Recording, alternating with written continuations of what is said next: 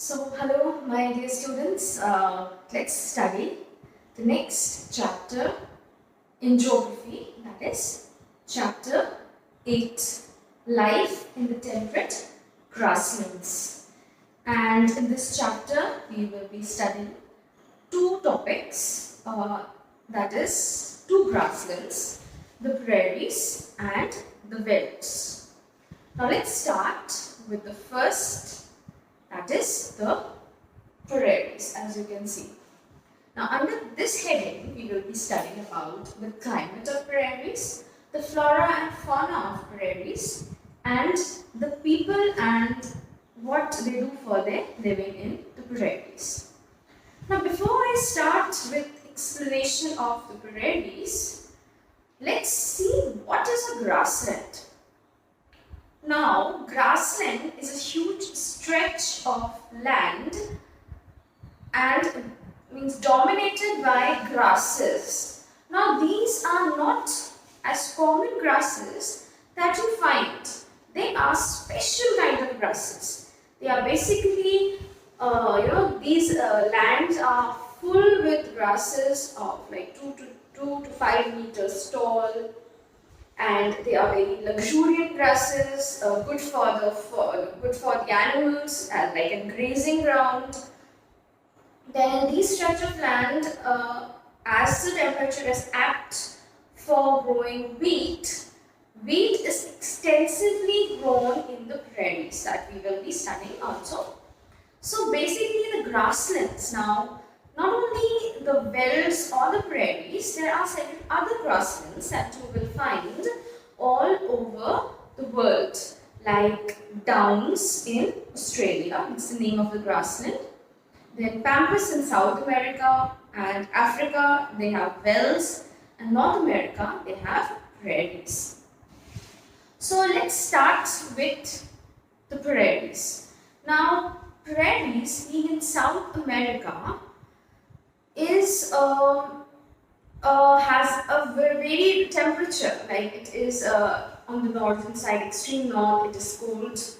Then down, that is the lower end of the continent, southern part of the continent, they have hot temperature, that is the wind blowing from from South America, because South America is where the equator passes from.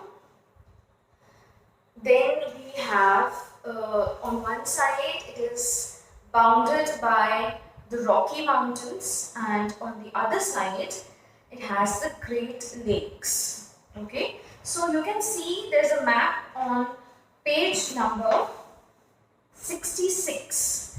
There on that map, you can see the map of North America, and you can see that how the prairies are placed. So I will just show you the map. For that I need to come closer.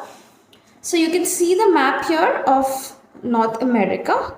You can see it is bounded by the Rocky Mountains on one side, that it is bounded by several lakes. Together they call it as a Great Lake on the other side, and in the middle you have the prairies. Then on top you have Canada, and on down you have Mexico, and you have Gulf of Mexico, and then Tropic of Cancer passing from here. So you can see that there is a varied of like this. Now in here the temperature is in extremes of condition, okay, but you can see in the winters the temperature can be less, it can go down to minus 20 degrees Celsius, and in summers it is pleasant, it's like 20 degrees Celsius. Now the temperature here, as I said, it has an extreme climate. That means when I talk about extreme climate, it is too hot and too cold. Now the grassland that is there in between, on two sides it is bounded by, one is Rocky Mountains and the Great Lakes. Now the wind that is blowing from the equator and the wind that is blowing from Canada, that is to the extreme north, they act as a very good condition, making a very good condition for the growing of grasses and for different cultivation. Now the wind that is blowing from the equator, obviously it is hot wind that is blowing and melting the ice, and from Canada, from north side, the cool wind is blowing. Okay, so it is making an apt kind of temperature. Now this is what we studied about temperature. Now one more thing there is that the wind, now here like in India we have a local wind known as Loo. Same way here the local wind is known as Chinook. Chinook. Chinook. Now here Chinook is a wind that blows in winters. Okay, and the Loo blows in summers in India, but here the wind is blowing in winters, melting the ice and making it apt for grasses to grow. Now the next, when we move to flora and fauna. Now when I talk about flora and fauna, it is called as plant life and animal life respectively. Now when I talk about plant life, now what are the kinds of plants growing in here? Now it's like grasses, it is dominant with grasses, and trees are very less in number. They are sparsely located, like they are closely like a forest area, but you will find few trees in the grasslands. Now here the rainfall is around, you can say 50 centimeters, and the major crops that are grown here is wheat, maize, cotton, alfalfa. There's another are grown here basically in this temperature. Now they also, because it's a large area, land is there, they are also famous for having ranches, cattle ranches where they breed cattle, and because of that dairy farming is also another, apart from agriculture, dairy farming is also another very blooming industry in North America. Now because of that, there is a lot of industries have been set up that are of food processing industries, like they make cheese or butter, all these kind of things that are made from dairy products are being made here. Now the animals, as I say, bison, you all must be knowing about the bison, that's like similar to a buffalo, is found, an American bison. You must have seen in Discovery Channel also. They are found here. You can see in the picture that is given here. You can see here. This is the American buffalo. So this is also found here in this region. Apart from this, then you have tigers, you have rabbits, you have prairie dogs, you have coyotes, you have groppers. All these are different kinds of animals, and they are found here in the prairies.